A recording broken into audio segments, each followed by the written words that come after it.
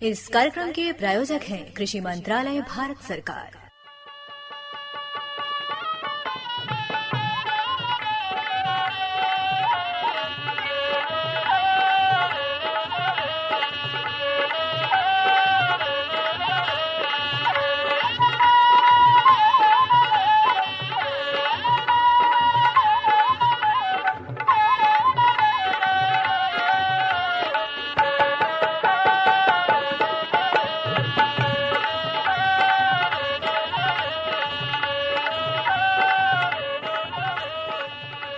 भैया बोला जय जवान जय किसान। नंदू भैया, गुलाबो बहन और बतावे का हाल चाल बा? देखा हाल चाल तो ठीक है बा गुलाबो बहन। और इसमें देखा मौसम में भी अपन देखा उलट फेर होता।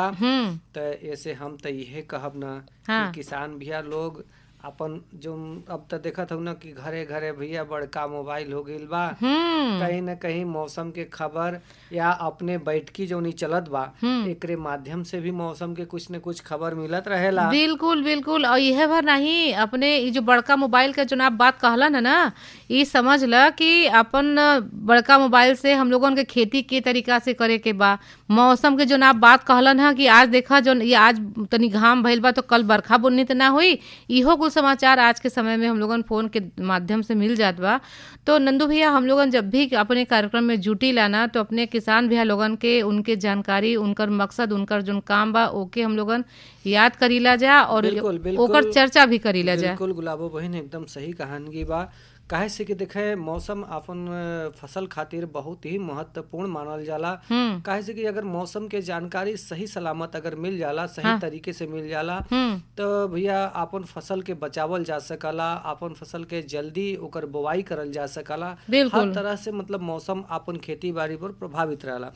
अब दूसर बात की देखे गुलाबो बहन, एक चीज और हम कहब कि भैया हो मतलब होला ना कि खेती बाड़ी, गोरुआरी, तरकारी और जय विज्ञान। और पहले तो रहला ना भैया जय जवान जय किसान जय विज्ञान।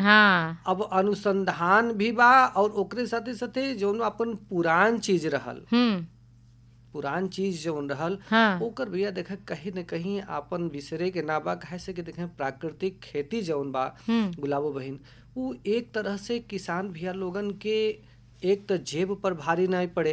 कैसे कि जौन भी प्राकृतिक खेती होला वो पूरा के पूरा समझ ल कि अपन प्राकृतिक से आधारित होला। चाहे भी अगर खेत के बात करल जाए तो जोताई अपन देखा हर बैल से हो जाला। खाद के बात करल जाए तो नाडेप हो गईल, बर्मी हो गईल, हरा खाद हो गईल। बिल्कुल। ओकरे साथ साथ बहुत सारा जौन बा अपन जैविकता में अपन कई तरह के आ जाला। चाहे बात करला कीटनाशक के तो बकायन हो गईल, करंज हो गईल, बेहाया हो गईल, लहसुन हो गईल और अपन गाय के मुतारी, कई तरह के अपन उपयोग करके लोग पहले जौन बा। अरे पहले तो देखा कौनो साग सब्जी होके ना सेमी पे में माहो इस समय लागता माहो भाव लागे कुछ लागे तो भैया हो मट्ठा जौन बा सड़ल मट्ठा छिड़क देवल जाए तो देखा कितना ओसे खत्म भी हो जाए और बढ़िया फसल भी तैयार हो। बिल्कुल। आज उन केरोसिन के तेल के पात्र रहे पहले मिलत रहे, वो भी राखी में मिला के ओके झोंक दिहल जात रहे। तब वो जौन बा हो जात रहे। तो एक त जौन बा ओकर असर अपन फसल पर ना रहत रहे। अब तो देखा कहीं न कहीं गुलाबो बहन लोग इतना आगे बढ़ गईल बा कि तुरंते जौन बा जौन अपन साग सब्जी बा भैया दवाई मरी है एक दिन बाद जौन बा पहुंचा दी है बाजार में। अब तुरंते भैया हरा हरा देख के आदमी जौन बा अपन पेट तक चल जाला। बिल्कुल भैया। नंदू भैया देखा प्राकृतिक खेती जौन होला ना वो हम लोगन के कहीं न कहीं बहुत फायदा पहुंचावला। और देखा इहे भर नहीं, मिट्टी के जौन उर्वरकता होला वो बढ़ जाला। अपन प्राकृतिक खेती से पानी के बचत भी होला, साथ में पानी सूखे के जौन बा क्षमता भी बढ़ जाला। काहे से कि देखे कहीं न कहीं जौन अपन जैविक खाद के उपयोगिता होला, वर्मी खाद के उपयोगिता होला, वो माटी में मतलब एक तरह से समझ ला कि पानी सोखे के अपने आप क्षमता ले वाला। और उर्वरक के भी पूरा जो यूरिया खाद दिहल जाला रासायनिक उ कई तरह के जौन अपन फसल होला, चाहे मूंग के बात करला, उड़द के बात करला। तो वही से कहत है भैया कि देखा फसल का गुणवत्ता भी बढ़ जाला और ये प्राकृतिक खेती से, और देखा साथ में पर्यावरण प्रदूषण भी कम होला एकरे वजह से। और देखा स्वास्थ्य के खातिर तो समझ ला कि अमृत वर्षा के काम करला।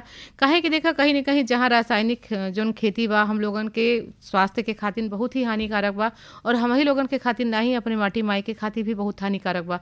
तो हम लोगन के अपने जीवन में प्राकृतिक खेती के हम लोग उतारे के बा, और करत भी हमारा बहुत किसान भैया लोगन। और देखा आज अपने कार्यक्रम में भी हम लोग जब जुटल गइल बा ना, तो कुछ ऐसे जानकारी अपने कार्यक्रम में भी लेके जुटल गइल बा। तो का बा नंदू भैया अपने किसान भैया लोगन के बतावे।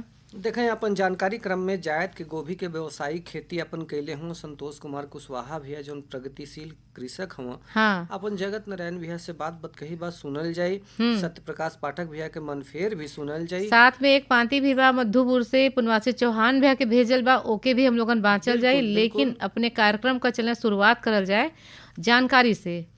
तो आवा सबसे पहले जानकारी क्रम में जानल जाए कि जायद गोभी के व्यवसायिक खेती के का अनुभव बा संतोष कुमार कुशवाहा भैया के जौन प्रगतिशील कृषक हुआ। अपन जगत नारायण भैया से का बाटत हुआ वो सुनल जाए। चलो। अरे क्या कर रहा है? इधर इधर इधर हम बोल रहे हैं तेरे बीजू का। उतला बोल रहा है? पक्षियों से तो हम खेत को बचा लेते हैं, पर इन घातक रसायनों से कैसे बचाएं? मतलब?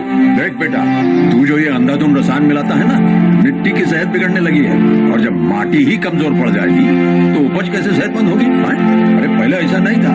पूछना अपने बड़े बुजुर्गों से, कैसे फसल लहलहाती थी, शुद्धता झलकती थी। हाँ, माटी भी तंदुरुस्त और लोग भी। पहली वाली बात कहा, पर अब तो सब यही डाले हैं। सब नहीं, आज भी लाखों जागरूक किसान परंपरागत विधि से फसल उगा रहे हैं। खर्चा कम और उपज की कीमत भी बेहतर पा रहे हैं। सच है? अरे बेटे, एक्सपीरियंस से बता रहे हैं, धूप में बाल सफेद नहीं किए हैं। हाँ। ठीक है भाई, मैं भी आज से जैविक खेती शुरू करूंगा। माटी से प्रेम की परंपरा है परंपरागत खेती। किसान भाइयों बहनों, हम लोग हर समय के अनुसार खेती करने कुछ तौर तरीका अपनाते हैं ताकि अच्छा मुनाफा खेती से हम लोग प्राप्त कर सकें। और किसान भाई लोगों का मानना है कि यदि हम सब्जी उत्पादन करें तो निश्चित रूप से कुछ अच्छा मुनाफा हो पाएगा और प्रतिदिन जो है कि बाज़ार में हम बेच सकते हैं। तो यदि हम फूल गोभी की बात करें तो यह एक लोकप्रिय सब्जी है जिसकी खेती गर्म और आर्द्र जलवायु जिसका तापमान लगभग 20 से 27 डिग्री सेल्सियस हो, इसमें की जाती है, जिसमें नर्सरी तैयार कर पौध उगाए जाते हैं, फिर खेत के रोपण किया जाता है। इसके लिए उचित दूरी, सिंचाई, खाद और खरपतवार नियंत्रण जरूरी है। और यह किस्म और मौसम के अनुसार जो 60 से 120 दिन में तैयार होकर अच्छी पैदावार देती है, जिसमें भारत दुनिया के प्रमुख उत्पादकों में से एक है, जो चीन के बाद दूसरा स्थान है गोभी उत्पादन में। आज गोभी की खेती करने के संबंधित बातचीत करने के लिए दुधी ब्लॉक के कादल से श्री संतोष कुशवाहा जी स्टूडियो में आए हैं। आपका बहुत बहुत स्वागत है। संतोष जी, आप से अपेक्षा है कि जो अगेती खेती करने के जुगत अपना रहे हैं फूल गोभी की जी, तो पहले तो खेत की तैयारी के बारे में बताएं कि फूल गोभी अगर हमको लगाना है जी तो इस खेत की तैयारी कैसे करें? खेत के लिए सर, पिछैती गोभी की खेती के लिए हम जनवरी से ही खेत तैयारी में लग जाते हैं जी। हाँ, और जनवरी के लास्ट में नर्सरी डालते हैं। हैप्पी 101 नोवेल कंपनी का गोभी है। अच्छा। या तो सिजेंटा 1522 जो कि कुछ किसान लोग अगर डालना चाहते हैं उसे फरवरी में भी नर्सरी डाल सकते हैं। तो खेत की तैयारी करने के लिए कितने बार खेत की जुताई करेंगे? उसको एक हफ्ता पे जुताई करना होगा। अच्छा। हाँ, वो कब जाने कि हमारा खेत तैयार हो गया है? खेत सर नर्सरी डालने से पहले से ही, उसका एक हफ्ता पहले से ही खेत की तैयारी में लग जाना चाहिए। नर्सरी तैयार करते तक उसका 5 से 6 बार उसका जुताई हो जाना चाहिए, भुरभुरा हो जाना चाहिए। जी, जी, जी। तो फिर नर्सरी करेंगे? नर्सरी तो लास्ट जनवरी में डालेंगे ही। वो तो नर्सरी का अलग हो गया और खेत रोपण के लिए अलग हो गया विषय। कौन सा प्रजाति की खेती करेंगे? हैप्पी 101। हैप्पी 101 जी। इसका क्या विशेषता है? इसका विशेषता सर, गर्मी समय में भी इसका फल चमकदार एकदम वाइट होता है। हाँ, तो जिसे इस बाजार में ले जाएं तो मुनाफा भी हो। हाँ, क्योंकि रेडियो के माध्यम से आपको बहुत किसान सुन रहे हैं चमक और आपसे सीख रहे हैं। जी जी। तो इसका खेत की तैयारी तो मान लीजिए आपने किया, भुरभुरा किया, फिर जो है कि रोपड़ के लिए तैयारी किए। जी, तो रोपड़ करने के समय क्या कुछ ध्यान दें हम? रोपड़ करते समय हमको ध्यान देना है कि खेत में ऐसा तो नहीं कि कीट पतंग है। जिसे कभी कभी खेतों में सफ़ेद टाइप से कीट भी होते हैं अंदर, जुताई के समय ध्यान दें। जी हाँ, तो क्या ध्यान दें? अगर उसमें कीड़ा वगैरह निकल रहा है तो उसमें दवा स्प्रे करना होता है इस तैयारी के समय। अच्छा अच्छा। हाँ, पिप्रोनिल करके आता है दवा। हाँ, फिर उसको लगभग 4 कट्ठा में 1 kg का प्रयोग करना है। इसके बाद खेत तैयार करके मेड़ बनाएं। अच्छा, इसके बाद पौधा का रोपण करें। तो मेड़ कितने कितने दूरी पर बना है? मेड़ 15 सेंटीमीटर से लेकर के 18 सेंटीमीटर के दूरी तक बनाए। हाँ, फिर कितने कितने दूरी में नर्सरी रोपण करें? फिर 12 इंच से 14 इंच के भी दूरी पे रोप सकते हैं। कहीं कहीं 10 इंच से भी 12 इंच के दूरी पे रोपते हैं। तो लगा करके फिर सिंचाई की आवश्यकता पड़ती है? हाँ, लगाने के बाद सिंचाई होगी। हाँ, कितने दिन में सिंचाई करेंगे? लगाने के बाद जैसे आज उसका नर्सरी लगाया गया, पौधा को रोपण किया गया, तो लगाने के बाद तुरंत उसमें पानी की सिंचाई करना होगा। अच्छा अच्छा। हाँ, तो बहुत पर्याप्त मात्रा में कि थोड़ा थोड़ा लोटा से दें, जो है कि थोड़ा थोड़ा लोटा से दें। हाँ, या हल्का, अगर जिसको अगर ट्यूबवेल वगैरह से पटाना है तो उसको पटा भी सकता है। और लेकिन पटाने के बाद एक ध्यान देना है सर, फर्स्ट पानी लगाने के बाद जब से खेत में अच्छी तरह से सूख न जाए तब से दूसरा पानी नहीं लगाना है। अच्छा अच्छा। हाँ, अच्छा, ये किसान भाइयों को ध्यान देना है। तो यदि इसको पहले ही दे दें तो क्या दिक्कत है? तब तो पौधा का विकास अच्छा तरह से नहीं हो पाएगा सर। अच्छा विकास करने के लिए बढ़िया उसका नमी सूख जाए, हाँ, इसके बाद तब फिर दूसरा पानी देना चाहिए। जी, ये सबसे महत्वपूर्ण बातें हैं। महत्वपूर्ण बातें हैं। और फिर खाद की भी जरूरत पड़ती है। जी, खाद कब दें? खाद रोपाई के बाद जब दूसरा पानी देना है उस समय उसमें यूरिया DAP आवश्यकता अनुसार अच्छा देना है। तो क्या समझें कि मतलब कब कितना आवश्यकता है इसको? पौधा का कलर बताएगा। हाँ, मतलब किस अगर कलर का अच्छे तरह से पौधा लगने के बाद अगर अच्छा ग्रोथ नहीं कर रहा है तो उस हिसाब से यूरिया DAP दोनों मिला करके उचित मात्रा में देना है। मान लीजिए ग्रोथ नहीं कर रहा है, हाँ, तो कितना कितना खाद हम कितने मात्रा में दें?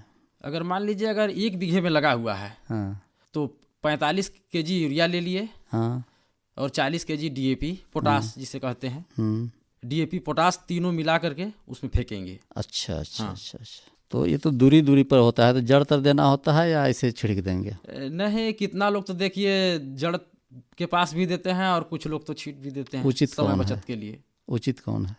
उचित तो जड़ तर देना है। अच्छा, इसलिए कि छोटा पौधा है। हाँ हाँ हाँ।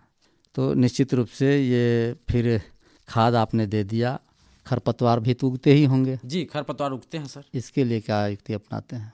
इसके लिए देखिए लेबर लायक उड़वाना पड़ेगा, या तो अब तो दवा भी चल गया है इसके लिए, खरपतवार नाशक। हाँ, आप कौन प्रयोग करते हैं? ऑक्सी फ्लो आता है। अच्छा। खरपतवार नाशक ये 2 ml 15 लीटर पानी में ले करके उसको स्प्रे किया जाता है। अच्छा। हाँ, अगर अधिक भी डाल देते हैं तो फसल पर नुकसान पहुंचाएगा ये। तो ये आपका खरपतवार नियंत्रण का विधि है। जी। और उसमें जैसे अगर हम बात करें कि उसमें खरपतवार नियंत्रण के लिए जी दवा न डालें और निराई करें, जी, तो दोनों में जो मिट्टी के हितकर कौन सा युक्ति से है सही? निराई गुड़ाई है।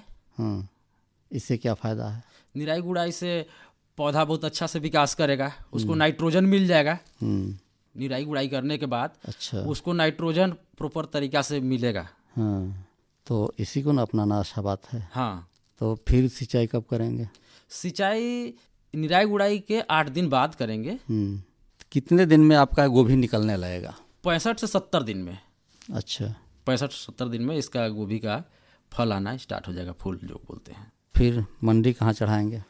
मंडी तो दुधी मंडी है हमारा नज़दीक, तो वहीं सब खपत हो जाता है? जी। अच्छा, कब तक निकलने लगेगा? ये फरवरी में जब लग जाता है तो 65 से 70 दिन बाद चालू हो जाता है। अप्रैल लास्ट चालू हो जाएगा। अच्छा। हाँ तो सबसे महत्वपूर्ण बात इसमें ये है संतोष जी जी कि हम लोग के अच्छा मुनाफा हो, हाँ इस पर विशेष ध्यान देना होता है। जी तो आपने बताया कि इसका चमक अच्छा होता है और फिर जो है कि समय समय पर खाद पानी इत्यादि देना ज़रूरी होता है। और कौन कौन से ऐसे बातों पर ध्यान दें किसान भाई लोग कि उनका गोभी अच्छा उत्पादन हो और बाज़ार चढ़ा सकें? पिछैती खेती में कई प्रकार के समस्या भी होता है। जैसे पौधा रोपण के बाद पौधे में वो लगते हैं, उसमें माहो बोलते हैं गांव में, उसके लिए भी दवा वगैरह स्प्रे करना होता है। क्या दवा आप स्प्रे करते हैं? इसमें एसीटामिड के नाम से आती है, मक्खियों का दवा आता है। अच्छा। हाँ, यही स्प्रे होता है। तो निश्चित रूप से बातचीत अच्छी हो रही है आपके अनुसार, जो भी खेती किसानी करने का तौर तरीका है जी। लेकिन इसमें जैसे हम लोग को उर्वरा शक्ति का भी ध्यान में रखना है और जो है कि इसमें मृदा भी हमारा बीमार ना पड़े, जी इसके लिए जैविक खेती की बात की जाती है। जी। और आप केवल रासायनिक करते हैं कि जैविक का भी प्रयोग करते नहीं, हैं? जैविक भी है ना। रासायनिक तो बहुत हमारा हल्का फुल्का है। हाँ। तो किसान भाई लोग सुन रहे हैं और आपको अनुकरण करेंगे। जी। तो चलते चलाते उनको क्या कुछ सरखना चाहेंगे साग सब्जी उत्पादन में और ऐसे अनाज उत्पादन में, दोनों में किस में ज़्यादा मुनाफा है? ऐसे अनाज से तो अधिक सब्जी में ही मुनाफा है। समय देख के खेती करने से तो सब्जी में तो अधिक मुनाफा है ये है। अच्छा। हाँ, इसीलिए आप करते हैं? जी। तो बारह महीना खेती करते हैं सब्जी का? हाँ, 12 महीना करते हैं। अच्छा। तो किसान भाई देखें, ये गोभी उत्पादन में क्या कुछ सावधानियां बरतनी चाहिए, इस विषय पे संतोष कुमार कुशवाहा जी से बातचीत हो रही थी। आप दुधी बला के कादल से स्टूडियो में आए हुए थे। इतना अच्छा जानकारी देने के लिए और सबसे महत्वपूर्ण कि 12 महीना सब्जी उत्पादन करके अपना जीविका चलाने के जो आपने माध्यम अपनाया है, इसके लिए आपका बहुत बहुत धन्यवाद। हर जोखिम से निकल कर फसल आए, सुरक्षित हो जाए, फसल बीमा से हर किसान अब आत्मनिर्भर हो जाए। संकट के समय प्रधानमंत्री फसल बीमा योजना किसानों के लिए वरदान है। अब सूखा पड़े या बाढ़ आ जाए कोई डर नहीं, अब ओले पड़े या कीट पतंगे फसल खा जाए कोई फिक्र नहीं, क्योंकि हमने लिया है प्रधानमंत्री फसल बीमा। बुआई से फसल कटाई तक हर जोखिम का दावा, न्यूनतम प्रीमियम पर अधिकतम भुगतान का वादा। योजना से हर साल जुड़ रहे हैं 5 करोड़ से ज्यादा किसान। अब आपकी है बारी। नजदीकी कृषि कार्यालय, सहकारी समिति, बैंक शाखा, अधिकृत बीमा कंपनी या जन सेवा केंद्र में स्वेच्छा से करा सकते हैं पंजीकरण। फसल बीमा पोर्टल या फसल बीमा ऐप द्वारा भी कराया जा सकता है पंजीकरण। प्रधानमंत्री फसल बीमा योजना, आपकी फसलों का संपूर्ण सुरक्षा कवच। कृषि एवं किसान कल्याण मंत्रालय, भारत सरकार। तो गुलाबो बहन। हाँ भैया। देखा अपन ये रहले संतोष कुमार कुशवाहा भैया रहले और जायद में गोभी के व्यवसायिक खेती के अनुभव अपन साझा कैले जगत भैया से। हाँ। और कितना बढ़िया उनका अनुभव रहल। और हम तो कहब न कि देखा वो तोरे हाथ में भी जोन बा मधुपुर बिल्कुल भैया, आपकर बिल्कुल कहानी सुनत रही है और भैया के भी बहुत बहुत धन्यवाद देवल जाए। कितना बढ़िया जानकारी देलन है फूल गोभी के बारे में। अब देखा फूल गोभी के जहाँ बात होत रहा ना, तो मधुपुर पुनवासी चौहान भी अभी अपन प्रति कुंतल में बाजार भाव भेजले हम। तो सबसे पहले देखा फूल गोभी का भेजले हम। और फूल गोभी देखा आज के दिन जौन है मधुपुर में ओकर भाव रहा 2500 से 4000 रुपया सैकड़ा।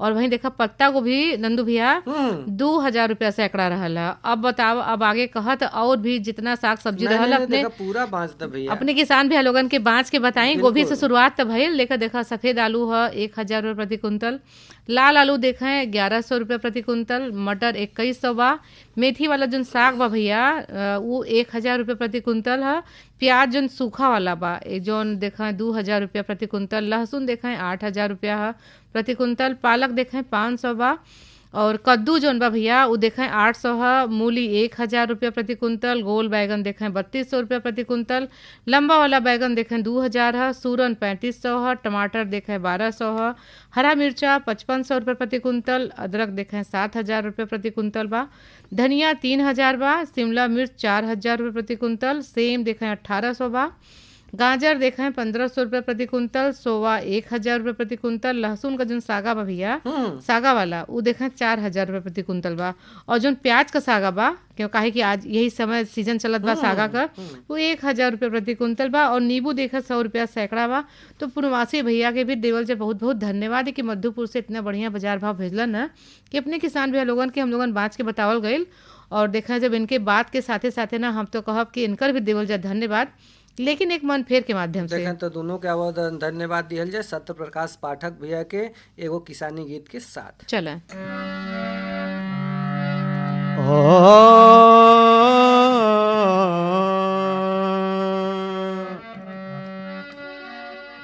मारी मारी जात बा, मारी मारी जात बा, कमात रात दिनवा, धन रे किसान तोरा बिखरल पसीनवा, धन रे किसान तोरा बिखरल पसीनवा, मारी मारी जात बा, कमात रात दिनवा, धन रे किसान तोरा बिखरल पसीनवा, धन रे किसान तोरा बिखरल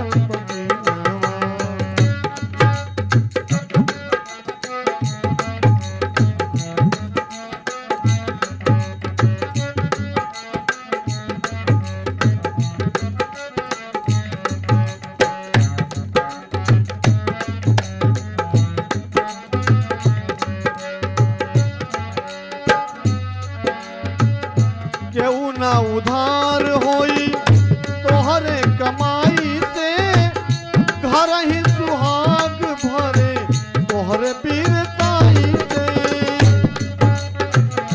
केहू ना उधार होई तोहरी कमाई से, घर ही सुहाग भरे तोहरे बीरताई से, होत बादवारी जहाँ होत बादवारी जहाँ पर हो महीनवा, धन रे किसान तोरे बिखरल पसीनवा, धन रे किसान तोरे बिखरल पसीनवा, मारी मारी जात बा, कमात रात दिनवा, धन रे किसान तोरा बिखरल पसीनवा, रे किसान तोरे बिखरल पसीनवा।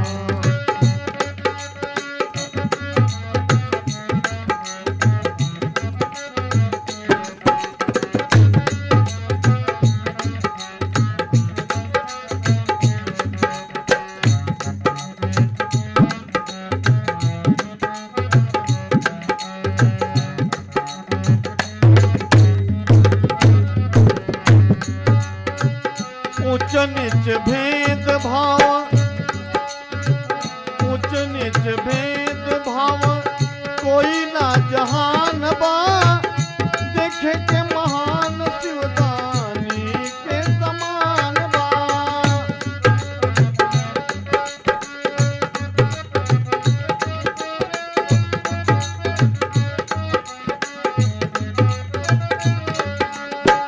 ऊंच नीच भेद भाव, कोई ना जहान बा, देवे के महान शिवदानी के समान बा, बल अजमावे काल, बल अजमावे काल, मारे फट के नवा, धन रे किसान तोरे बिखरल पसीनवा, धन रे किसान तोरे बिखरल पसीनवा, मारी मारी जात बा, मारी मारी जात बा, कमात रात दिनवा, धन रे किसान तोरे बिखरल पसीनवा,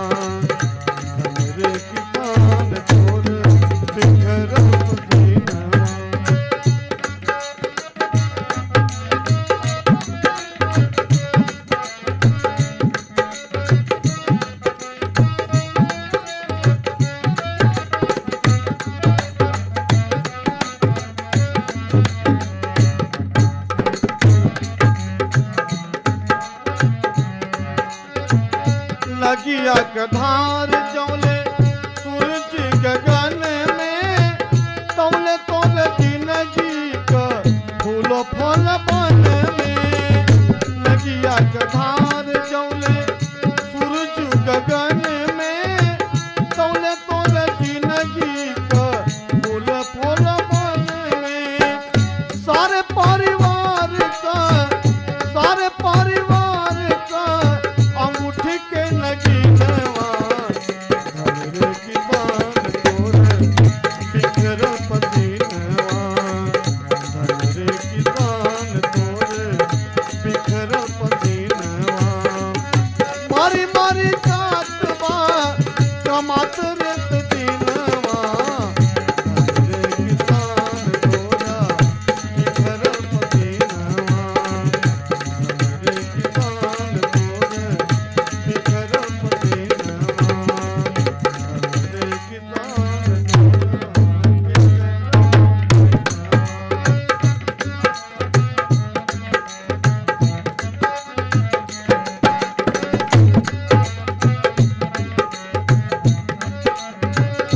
धरती बिहाय के आकाश के ओढ़निया शीत के लहरिया में तपेला तपनिया धरती बिहाय के आकाश के ओढ़निया शीत के लहरिया में तपेला तपनिया बावला हजार सहे नित झीन धनरे की दान तोरे बिखर पसीनवा धनरे की दान तोरे बिखर पसीनवा मारी मारी जातवा कमात रात दिनवा धनरे की दान तोरे बिखर पसीनवा बिखर पसीनवा बिखर पसीनवा गुलाबो बहन हाँ नंदू भैया मन देखा मन ही साइन रहले सत्य प्रकाश पाठक भैया एकदम मन हो गई एकदम फरीज। बिल्कुल बिल्कुल ये अपन किसानी गीत से अपन सब बात कह गई है और देखा कहीं न कहीं ये किसान भैया लोगन खातिर सरकार के मनसा बा कि भैया हर तरह के उनकर सहयोग करल जाए, हर तरह के एक सही चीज के दिशा की ओर बढ़ल जाए। ऐसे ने देखा गुलाबो बहन एक बात और सुने के मिल रहल बा कि माननीय कृषि मंत्री जो शिवराज सिंह चौहान जी हों उ नया बीज एक्ट बीज अधिनियम 2026 आवे वाला बा। अगर ई बिल आ गईल तो समझ ला आ गई पारित हो गई तो किसान भाई लोगन के जवन खराब बीज लोग दे के बच जाला, जैसे बहुत सारा दुकान खुल जाला बीजन के भैया और कैसनो बीज दे देवल है। अगर ऐसन अगर कौनो अगर किसान भैया लोग ऐसन करत अगर पकड़ा गए तो भैया उनके बहुत तरह से मतलब दंडित करल जाए। ढेर पैसा के भी एमे प्रावधान बा तो ऊ तो भैया जब लागू हो जाए या जब जान जाई है तो भैया कौनो किसान भैया लोगन के गलत बीज देवे के कोशिश ना करिए। बिल्कुल सही बात कहला है भैया और देखा इतना बढ़िया जानकारी आप दिलन है और किसान भैया उम्मीद बा कि किसान भैया लोगन ओके सुनले भी हुई हैं और गुनिये भी। और देखा अब और देखा घड़ी के भी सारा बा गुलाबो बहन कि अपन कार्यक्रम जाए और चलावत हम यह कहब कि जैविक खाद के अपने कम से कम गृह वर्गीय में तो जरूर इस्तेमाल करल जाए, चाहे रसायन के रूप में जो होला ओके हटावल जाए और चलल जाए। तब भैया बोला जय जवान जय किसान।